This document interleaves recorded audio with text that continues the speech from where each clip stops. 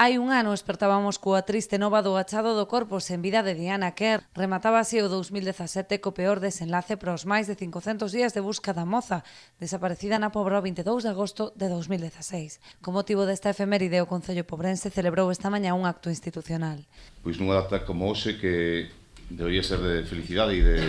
celebración do fin de ano e do novo ano que empezará mañán, pero que para o noso Concello pois ten unha significación importante e especial polo que aconteceu fai un ano aquí na comarca e que tiña relación directa con o noso pobo, que foi a aparición, como saben, do corpo de Diana Kerr e que dou fin a aquel periplo,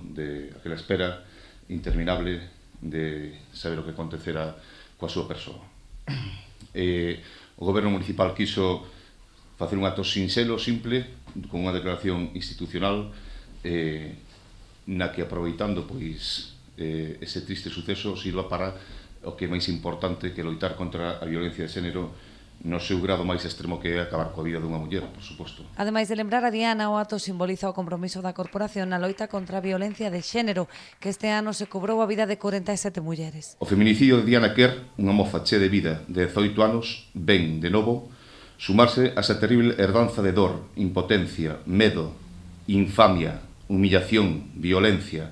abuso, morte, violencia contra as mulleres tan só por existir, por ser, por estar,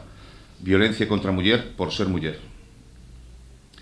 Pero o seu asesinato e o das outras 47 mulleres, 3 delas galegas, asasinadas pola violencia machista en España, segundo o Instituto Muller e para a Igualdade de Oportunidades, a última, Laura Luelmo, deben nos servir para nos revelarmos ante unha realidade que non debe volver a repetirse. A intención do Goberno é celebrar novos actos en memoria de Diana Kerr, tal e como ten solicitado o Grupo Municipal do PP.